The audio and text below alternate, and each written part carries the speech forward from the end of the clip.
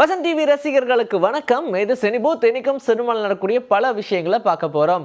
அமரன் அப்படின்ற படத்துக்கு அப்புறமா சிவகார்த்திகேயனுடைய மார்க்கெட் வேல்யூவே ஏறிடுச்சு அப்படின்னு சொல்லலாம். எல்லாரும் தளபதி இடத்த ஃபில் பண்ண போறது அவர் தான்ப்பா அப்படின்ற மாதிரிலாம் பேசிக்கிட்டு இருக்காங்க. ஆனா முதல் முறையா தலை கூட போட்டி போட வந்துட்டாருப்பா அப்படின்னு புதுசா ஒரு விஷயம் கிளம்பி இருக்கு.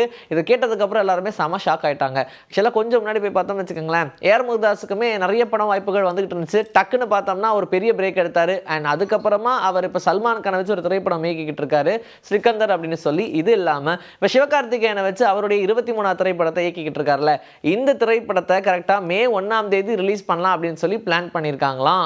ஆனால் மே 1ஆம் தேதி தல அஜித் அவர்களுடைய பர்த்டே முன்னிட்டு குட் பேட் அக்லி அப்படின்ற படத்தை கண்டிப்பாக ரிலீஸ் பண்ணியே ஆகணும் அப்படின்றதுல படக்குழுவினர்கள் ரொம்ப ஸ்ட்ராங்காக இருக்கிறதா சொல்கிறாங்க. அப்படி ஒருவேளை மே 1ஆம் தேதி இந்த குட் பேட் அக்லி ரிலீஸ் ஆச்சு அப்படின்னா சிவகார்த்திகேயன் முதல் முறையாக தல அஜித்தோட போட்டி போட்டு ஒரு திரைப்படத்தை ரிலீஸ் பண்ணுறாங்கப்பா அப்படின்ற மாதிரி தான் பேசிக்கிறாங்க. ஆனால் கலெக்ஷன்லாம் அப்புறமா பார்ப்போம்.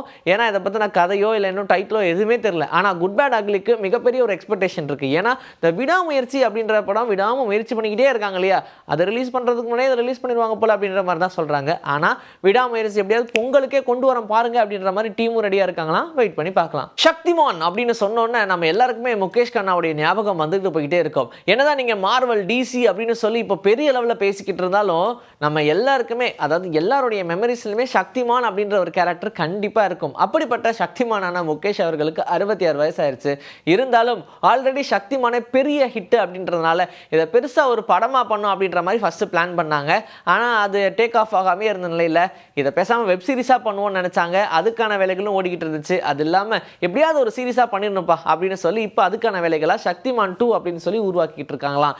இன்னும் கிளியராக இதை வெப் சீரிஸாக பண்ணலாமா இல்லை பேசாமல் டெலிவிஷனுக்கே கொடுத்துடலாமா அப்படின்ற ஒரு கன்ஃபியூஷன்லேயே தான் இருக்காங்க. ஆனால் ஷூட்டிங் ஆன் ப்ராசஸ். ஸோ அதுக்கேற்ற மாதிரி சீக்கிரமாக இதை அலைன் பண்ணிடுவாங்கன்றதுல சந்தேகமே இல்லை. ஸோ எல்லாருமே மறுபடியும் சக்திமான பார்க்கலாம். சுகுமாரோடைய இயக்கத்தில் புஷ்பா அப்படின்ற படம் உருவாகியிருக்கு பார்ட் 2. இந்த படத்துடைய ட்ரெய்லரை 17ஆம் தேதி ரிலீஸ் பண்ணலாம் அப்படின்னு சொல்லி பிளான் பண்ணியிருந்தாங்க. இதில் ஸ்ரீலீலா வேற ஒரு பாட்டு ஆடுறாங்கன்னதும் யாரையும் கையில் பிடிக்க முடியல. அவ்வளோ எக்ஸ்பெக்டேஷனோட இந்த திரைப்படத்துக்காக உட்காந்துருக்காங்க.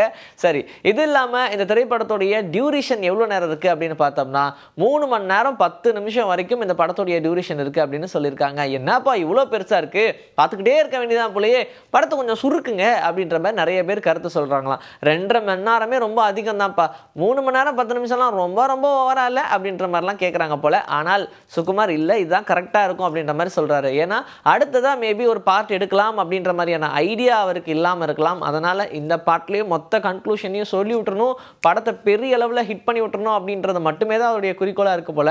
முழு படத்தையும் தூக்கிட்டு வந்து இதில் இறக்கிட்டாங்க. ஆனால் இது மட்டும்தான் இருக்குமா அப்படின்றது தெரியல. மேபி போஸ்ட் ப்ரொடக்ஷன் இன்னும் அதிகமாக வேலைகளில் கொஞ்சம் கொஞ்சமாக சுருக்கிறதுக்கான வாய்ப்பு இருக்குது. ஆனால் இவ்வளோ பெரிய டியூரேஷனில் இந்த படம் வந்துச்சுன்னா சக்ஸஸ் ஆகுமா இல்லையான்னு தெரியலையே. இந்த படத்துக்கு ஒரு ட்ராபேக்காக அமைஞ்சிருச்சுன்னா என்ன பண்ணுறதுன்ற மாதிரி தான் புஷ்பா ஃபேன்ஸ் எல்லாருமே பேசிக்கிறாங்க. கன்னடத்தில் பைராதி ரதங்கள் அப்படின்னு சொல்லி சிவராஜ்குமாரோடைய நடிப்பில் ரிலீஸ் ஆன திரைப்படத்தில் ருக்மணி வசந்த் நடிச்சிருப்பாங்க. அதுக்கப்புறமா அவங்களுக்கு நிறைய பட வாய்ப்புகள் கிடச்சிது. அது இல்லாமல் இப்போ தமிழ்லையுமே சிவகார்த்திகேயன் அண்ட் ஏஆர் முருகதாஸுடைய கூட்டணியில் உருவாகிற படத்துலையும் அவங்க நடிக்கிறாங்கன்ற மாதிரி தகவல் வந்துடுச்சு. இந்த நிலையில் அடுத்தபடியாக மறுபடியும் ஒரு பெரிய படத்தில் சைன் ஆயிருக்காங்க அப்படின்ற மாதிரி கேட்ட உடனே அவங்களோட ரசிகர்கள்லாம் செம சந்தோஷத்தில் இருக்காங்க.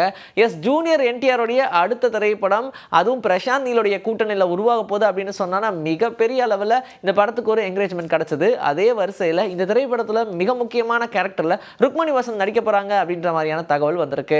கதாநாயகியா அப்படின்றது கொஞ்சம் டவுட் தான், ஆனால் இம்பார்ட்டன்டான ஒரு கேரக்டர்ல நடிக்கிறாங்கப்பா அப்படின்னு சொல்றாங்க. இதை முன்னாடியே சொல்லிட்டீங்கன்னா நாங்கள் அதுக்கேற்ற மாதிரி ப்ரிப்பேர் ஆயிடுவோம்ல. இன்னைக்கு நம்மளுடைய சினிபுத்துல சினிமா பத்தின பல விஷயங்களை பார்த்தாச்சு. இதே மாதிரி அடுத்த எபிசோட்ல உங்களை நான் வந்து சந்திக்கிறேன். Until then, this is bye from Vijayashree. Take care.